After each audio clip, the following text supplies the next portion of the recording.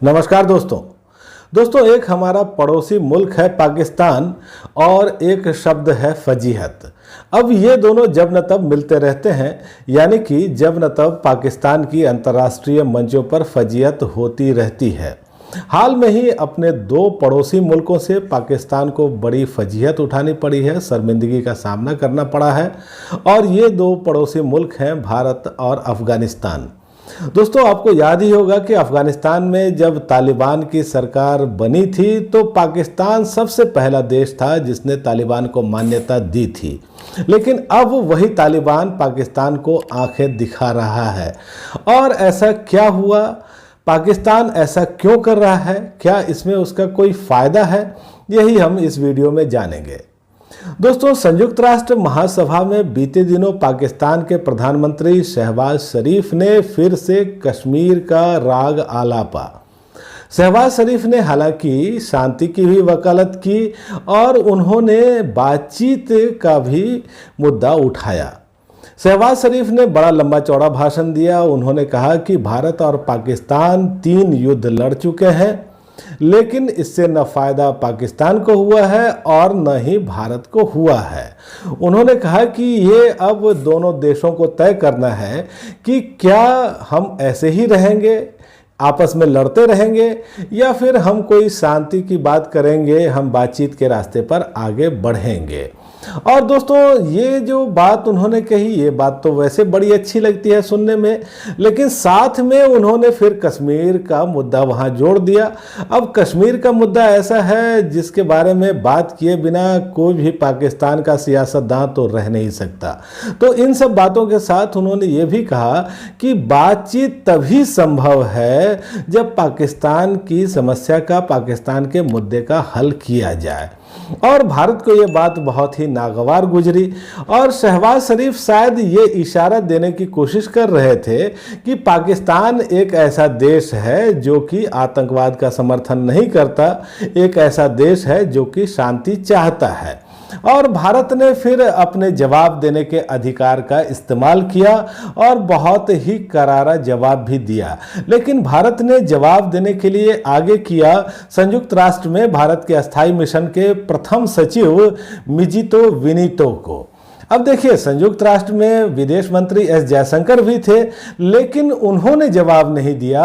एक अधिकारी को जवाब देने के लिए आगे किया गया और शायद भारत ये बताना चाहता था कि पाकिस्तान के प्रधानमंत्री के झूठे बयानों का जवाब देने के लिए भारत के मंत्री को आगे आने की जरूरत नहीं है, वहाँ का एक अधिकारी ही पाकिस्तान के प्रधानमंत्री को करारा जवाब दे सकता है। और मिजितो ने एक एक करके, एक एक पॉइंट पर पाकिस्तान के प्रधानमंत्री के जो बयान हैं उनकी पोल खोली। उन्होंने कहा कि ये कैसे संभव है कि जो देश आतंकवाद को पनाह दे रहा है, उसको संरक्षण दे रहा है, वो शांति की बात करे। उन्होंने कहा कि हमने मानवाधिकार या फिर अल्पसंख्यकों के अधिकार और मौलिक शुचिता पर अभी खूब झूठ सुना है। और उन्होंने फिर वहाँ अल्पसंख्यकों पर हो रहे अत्याचार का भी मुद्दा उठाया। उन्होंने कहा कि जब पाकिस्तान में हजारों हिंदू सिखों के साथ जाति हो रही है, लड़कियों का अपहरण कर लेना और उनको फिर जबरन धर्मांतरण करवाना पाकिस्तान में एक SOP बन गया है, और ऐसी मानसिकता का फिर हम क्या आकलन करें।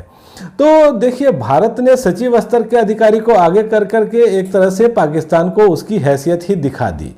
फिर दूसरा पड़ोसी मुल्क जिससे पाकिस्तान को फजीहत झेलनी पड़ी वो है अफगानिस्तान। अब बीते दिनों पाकिस्तान ने अफगानिस्तान से कहा कि जैशे मोहम्मद का सरगना मौलाना मसूद अजहर अफगानिस्तान में हो सकता है और अफगानिस्तान उसको पकड़ करके पाकिस्तान के हवाले कर दे। उसने ये कहा कि मसूद अजहर अफगानिस्तान के नंगहार या फिर कुनूर इलाके में हो सकता है।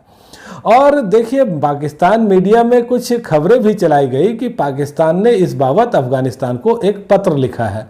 अब पाकिस्तान के इस बयान का तत्काल खंडन किया अफगानिस्तान की सरकार ने, और तालिबान सरकार ने यह कहा कि मसूद अजहर अफगानिस्तान में नहीं है, पाकिस्तान झूठ बोल रहा है और मसूद अजहर पाकिस्तान में ही कहीं है।